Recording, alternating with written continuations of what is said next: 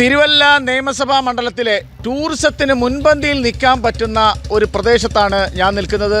കഴിഞ്ഞ 25 വർഷമായിട്ട് ആ മുനിസിപ്പാലിറ്റിയിൽ ഒരേ വാർഡ് BJPക്ക് ഓരോ പ്രാവശ്യവും ഭൂരിപക്ഷം കൂട്ടിക്കൊണ്ട് പ്രതിപക്ഷം പോലും അംഗീകരിക്കുന്ന ഒരു മുനിസിപ്പൽ കൗൺസിലറാണ് എന്നോടൊപ്പം ഉള്ളത്.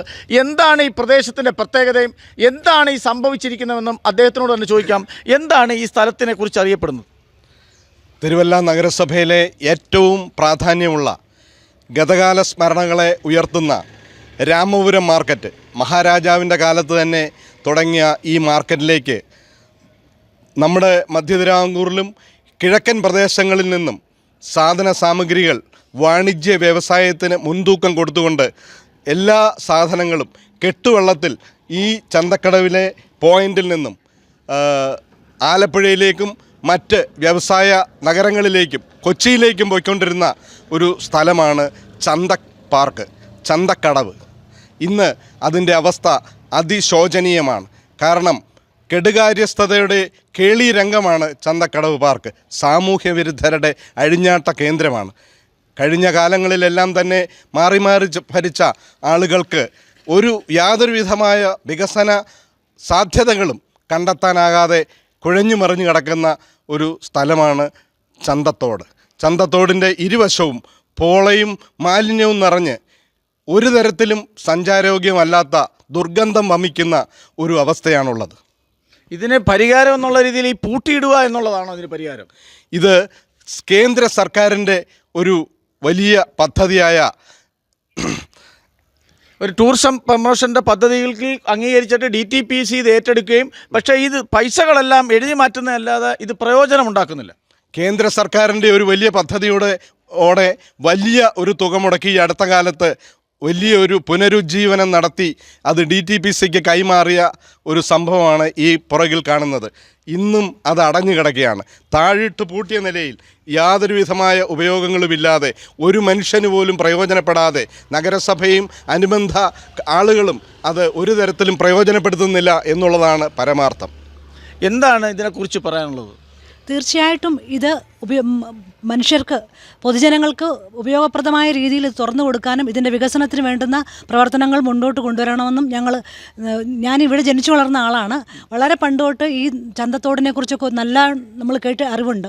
അപ്പോൾ ഇത് ഇങ്ങനെ ഒരു മോശം അവസ്ഥയിലേക്ക് എത്തുന്നതിൽ വളരെയേറെ മനസ്താപമുണ്ട്. ഇത് നല്ല നിലയിൽ കൊണ്ടുവരണമെന്നുള്ളതാണ് ഞങ്ങളുടെയൊക്കെ ആഗ്രഹം.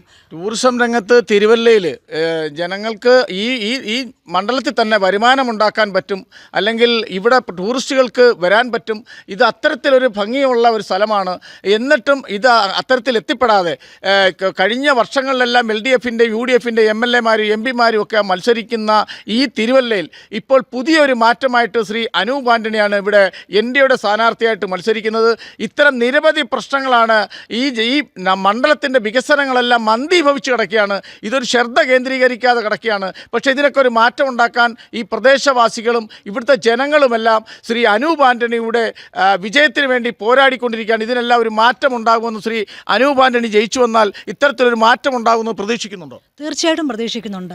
തിരുവല്ല വളരെയേറെ ഹോപ്പുള്ളൊരു സ്ഥലമാണ്. ഒരുപാട് പ്രവർത്തനങ്ങൾ കൊണ്ട് തിരുവല്ലയെ ഒത്തിരി മാറ്റിയെടുക്കാൻ സാധിക്കും. തീർച്ചയായിട്ടും അദ്ദേഹത്തിന് അത് സാധിക്കുമെന്ന് തന്നെ ഞാൻ 100% വിശ്വസിക്കുന്നു. ഒരു മണ്ഡലത്തിലെ ജനങ്ങൾക്ക് ഈ അന്യനാട്ടിൽ പ്രവാസ ജീവിതം നയിക്കാതെ ആ നാട്ടിൽ എന്തൊക്കെ ജോലി ചെയ്യാം, എന്തൊക്കെ പ്രവർത്തനം നടത്താം, ഇതൊക്കെ ഇത്തരം കാര്യങ്ങൾ ഓരോന്നായിട്ട് എണ്ണി നോക്കിയാൽ ഇതണക്ക് 100 കണക്ക് കാഴ്ചകളാണ്.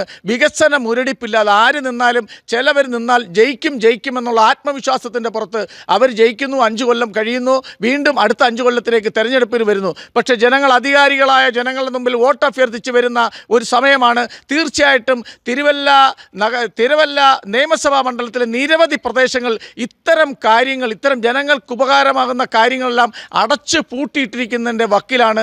ഇത് ജനങ്ങൾ ഓരോരുത്തരും തിരിച്ചറിഞ്ഞുകൊണ്ട് അവർ വോട്ട് ചെയ്തുകൊണ്ട് മാറ്റത്തിനായിട്ട് മാറാത്തത് മാറുമെന്ന് പറയുന്ന മുദ്രാവാക്യം പോലെ മാറാത്തത് മാറും. ഇത്തരം പ്രദേശങ്ങളിലെ ഇത്തരം കാര്യങ്ങളെല്ലാം കണ്ടില്ലേ, ജനങ്ങൾക്ക് ഉപയോഗിക്കാവുന്ന ടൂറിസം വികസന കേന്ദ്രങ്ങൾക്ക് ടൂറിസ്റ്റുകൾക്ക് വന്നാൽ ഇരിക്കാൻ പോലും പറ്റാതെ ഇവിടെ ഒരാളെ നിയമിച്ചാൽ അദ്ദേഹം ഒരു സെക്യൂരിറ്റി ആയിട്ടിരുന്നാൽ ഇത് തുറന്നു കൊടുക്കാം, ജനങ്ങൾക്ക് ഇരിക്കാം.